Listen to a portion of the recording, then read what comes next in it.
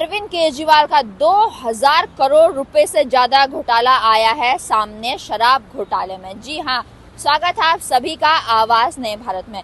देश की राजधानी दिल्ली में चल रहा है विधानसभा का सत्र, जहां पर दिल्ली की मुख्यमंत्री रेखा गुप्ता ने सीएजी की रिपोर्ट को पेश किया। क्या सामने आया? सामने आया 2000 करोड़ से ज्यादा का घोटाला। किसमें? शराब में। जी हाँ, दिल्ली में जो शराब पॉलिसी चली थी दिल्ली के पूर्व मुख्यमंत्री अरविंद केजरीवाल के सरकार के टाइम पर, अब जब देश की राजधानी दिल्ली में हो चुका है सत्ता का परिवर्तन, इसी के साथ हम कह सकते हैं कि सीएजी की रिपोर्ट को विधानसभा के पटल पर रखा गया है और इसमें आया है अरविंद केजरीवाल का बड़ा घोटाला शराब के मामले में। इस रिपोर्ट में बताया गया कि सरकार की कई गलतियों की वजह से ऐसा हुआ, चाहे वो हम कह सकते हैं कि शराब का ठेका देने में हो या कई अन्य, चाहे एक व्यक्ति को कितने लाइसेंस देने के मामले में, इन सब मुद्दों को देखते हुए या इन सब मामलों की वजह से शराब घोटाला सामने आया, जिसमें 2000 करोड़ से ज्यादा का नुकसान हुआ है दिल्ली की जनता को, या हम कह सकते हैं कि इसका जो है घोटाला हुआ है 2000 करोड़ से ज्यादा का रुपयों का। इस रिपोर्ट में ये भी सामने आया, सीएजी की रिपोर्ट में, कि इसमें मनीष सिसोदिया का नाम आया है, कि इसमें मनीष सिसोदिया की लापरवाही बताई गई है, उनकी गलती बताई गई है, जिसकी वजह से अब आ चुका है सीएजी की रिपोर्ट पेश हो चुकी है विधानसभा के पटल पर। आप जानते हैं कि जैसे ही दिल्ली में हो चुका है सत्ता का परिवर्तन, वर्तमान सरकार रेखा गुप्ता की सरकार दिल्ली में जो पूर्व की सरकार थी आम आदमी पार्टी की, उनके घोटालों को देखते हुए अलग अलग मुद्दों पर सीएजी की रिपोर्ट को पेश कर रही है विधानसभा में। इससे क्या पता चलता है? पता चला है कि पूर्व की जो सरकार थी उन्होंने सीएजी की रिपोर्ट को पेश नहीं किया था विधानसभा में। अब जब नई सरकार का परिवर्तन हो चुका है और जब वो रिपोर्टों को रख रहे हैं विधानसभा के पटल पर, पता चलता है कि शराब के मामले में अरविंद केजरीवाल की सरकार ने क्या 2000 करोड़ से ज्यादा का घोटाला। जी हाँ, यह है अरविंद केजरीवाल का घोटाला शराब के मामले में। ऐसी कई अन्य मुद्दों पर जब सीएजी की रिपोर्ट खुलेंगी उनमें भी सामने आएगा कि किस मामले में कितना घोटाला हुआ है, किस पॉलिसी में कितना घोटाला हुआ है। आवाज नया भारत आप तक वो खबर जरूर पहुंचाएगा कि अरविंद केजरीवाल की सरकार ने या आम आदमी पार्टी की सरकार ने किस मामले में कितना घोटाला किया। जैसे शराब घोटाले में हम कह सकते हैं कि 2000 करोड़ से ज्यादा का घोटाला हुआ है।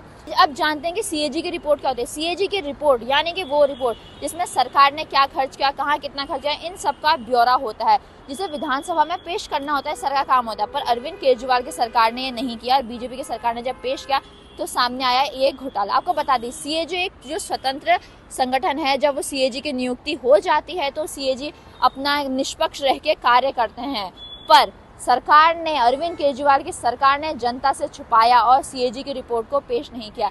ऐसे ही बहुत सारे मुद्दों पर सीएजी की रिपोर्ट पेश होने वाली है दिल्ली विधानसभा के पटल पर। अभी चल रहा है दिल्ली में विधानसभा का सत्र और अलग अलग मुद्दों पर होगी सीएजी की रिपोर्ट पेश। अब जानते हैं थोड़ा दिल्ली के बारे में। आपको बता दें, आप सभी जिससे वाकिफ हैं कि दिल्ली में सालों बाद हुआ है सत्ता का परिवर्तन, या देश की राजधानी दिल्ली में 27 साल बाद खिला है कमल। इसी के साथ रेखा गुप्ता जो दिल्ली के मुख्यमंत्री बनी है, उन्होंने विधानसभा शुरू होने से पहले प्रेस कॉन्फ्रेंस करके जानकारी दी कि जो दिल्ली की पूर्व की सरकार है अरविंद केजरीवाल, उन्होंने दिल्ली के खजाने को खाली करके छोड़ा है। इसी के ऊपर दिल्ली के पूर्व मुख्यमंत्री आतिशी मार्लेना ने जवाब देते हुए कहा कि कमी पैसों की नहीं, कमी नीयत की। उन्होंने कहा कि दिल्ली का जो बजट है वह 77,000 करोड़ रुपए का है, जबकि जब अरविंद केजरीवाल जो सत्ता में है तब बजट जो था वो 30,000 करोड़ का ही था। फिर भी उनने अच्छी शिक्षा, अच्छी व्यवस्था और मुनाफे की सरकार चलाई, ये आतिशी मार्लेना का कहना है। अब तो देखा जाएगा कि बीजेपी दिल्ली की जनता के लिए क्या काम करती है, जिन वादों को लेकर सत्ता में आई है क्या वो वादे पूरे कर पाएगी।